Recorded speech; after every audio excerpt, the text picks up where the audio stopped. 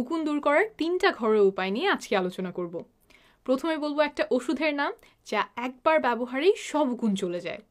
তবে অনেকেই ওষুধের চেয়ে প্রাকৃতিক সমাধান বেশি পছন্দ করেন, তাদের জন্য থাকছে দ্বিতীয় উপায়, ওষুধ ছাড়াই চুল ভিজিয়ে উকুন নির্মূল করা।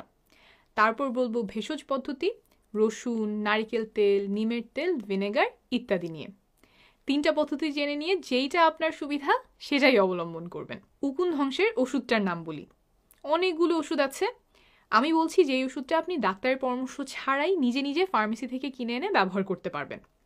ওষুধের নাম হচ্ছে আইভারমেকটিন লোশন 0.5%। বাজারে কিনতে পাবেন এলাইস আর লিকনিল নামে, দাম 130 থেকে 200 টাকার মতন। যারা ভারত ও আমেরিকা থেকে দেখছেন আপনারা এই নামে ওষুধটা কিনতে পাবেন। এখন ব্যবহার বিধি বলে দিচ্ছি। 6 মাস বা তার বেশি বয়সীরা এই ওষুধটা ব্যবহার করতে পারবেন।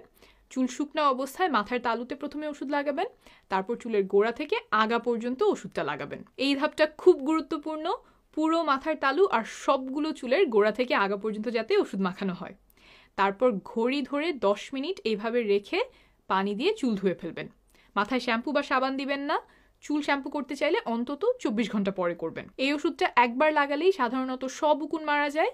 2010 সালে ইউএসের 13টা শহরে করা একটা গবেষণায় দেখা গেছে যে এই ওষুধ একবার ব্যবহারেই 95% মানুষের উকুন একদম নির্মূল হয়ে গেছে।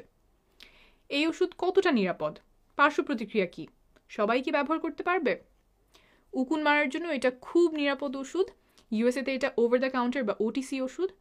বছরের পর বছর মনিটর করার পরে যখন দেখা যায় একটা ওষুধ খুবই নিরাপদ এবং কার্যকর, তেমন কোনো সাইড এফেক্ট নাই, ডাক্তারের তত্ত্বাবধান ছাড়াই মানুষ এই ওষুধ প্রয়োগ করতে পারে, সেই সব ওষুধগুলোকে ওটিসি বা ওভার দ্য কাউন্টার ওষুধ হিসেবে অনুমোদন দেওয়া হয়। এখানে 2টা ব্যতিক্রম আছে।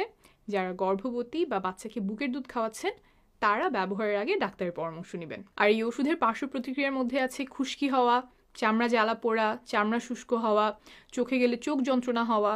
খেয়াল রাখবেন চোখে যাতে না যায়, গেলে হালকা করে পানি